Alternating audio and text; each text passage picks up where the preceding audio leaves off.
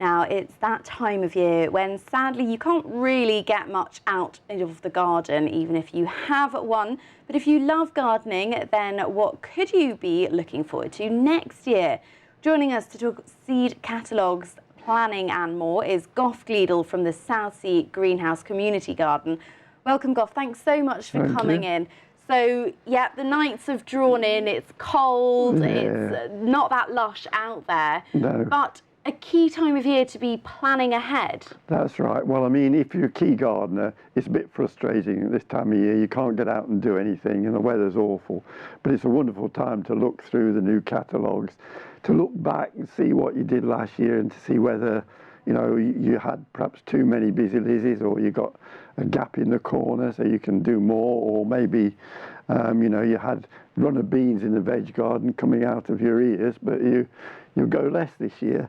And all the new catalogues come out now, and I love going through them. I mean, if you go into a garden centre, there's perhaps just the same 2 or 3 companies, but if you look online as well, there's lots more very respected, very good seed companies that have always been mail order. I mean, some of these have been around for 100 years, and they're very well known, huge range of seeds, flowers and veg, and often cheaper than the garden centres.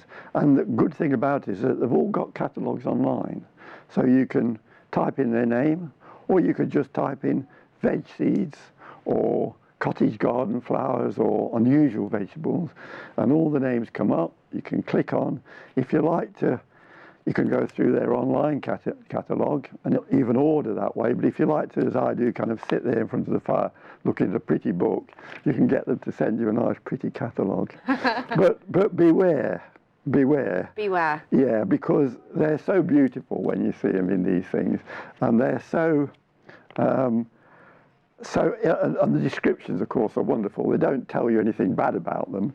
So, so you'll get, you know, flowers like that. And I mean, the colour on there is absolutely wonderful. Everyone looks perfect. Just if you just hold it there so we can show it, yeah. Yeah. Yeah, I mean, they look amazing, but then obviously you can kind of think, oh gosh, I'll just try and buy all of them, and then actually not have anywhere to put the seeds. That's right. So how do you know how many seeds or different types to buy? Well, you have to keep a record. I want to show you this one though. Oh, okay. Yeah, because that's the flower garden. That's flowers. But the vegetable garden as well, you know. Look at that, you see there are 15 different carrots there. Carrots. You know, white, red, purple, as well as the orange one. And it's very easy to get carried away. So what you should do is to make a sketch of perhaps of your garden, whether it's flower garden or veg garden. Okay, so just like a rough drawing. Yeah, and know where you got what, and then you can look back and you can say, well, maybe we had an empty patch in the garden there, I could buy some more busy lizzies or something like that, or maybe we had far too many runner beans, but I tried this Marge 2P and it was wonderful, so it'll go more Marge 2 and less runner beans next year.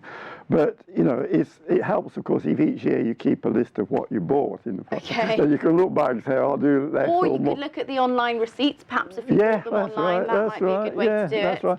But what about the person who has a garden, or maybe, you know, they've just got a house or just got a garden, they don't have anything to compare it to. How do they know how do you know what to get? It is difficult. I mean, I would say go, you know, online, look at these different seed companies, but just put in something like veg seeds or unusual veg seeds or flower seeds or even cheap seeds. There's companies that specialise in smaller packets of seeds. And then you'll have to look in the catalogues, and you have to have a bit of knowledge, you know, and they'll tell you that you need a packet of seed has maybe, I don't know, 100 seeds in it, but this will be enough for a 10-foot row or for a patch of flowers that far, that big.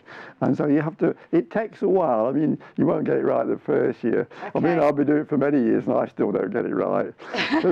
I'm sure you're a perfectionist. Well, you know, I'm still associated with the garden centre. I'm still on their books, and they tip me off when the veg seeds come down to 50p, as they do, you know, at a certain time of the year. And so I dash in, and of course I buy all my, I'm mostly a vegetable gardener rather than flowers. So I buy all the things I think I need, and then the catalogues come out, and you look there and you think, well, that looks a better variety, you know, oh, I've not got that one. And then so you buy them, and so you always finish up with too many. But never mind, some of, you know, if you get a good... Do they keep those? Yeah, if you get a good date on them, then you can often use them for 2 years, or even 3. And there's only certain ones that you have to buy fresh seed every year.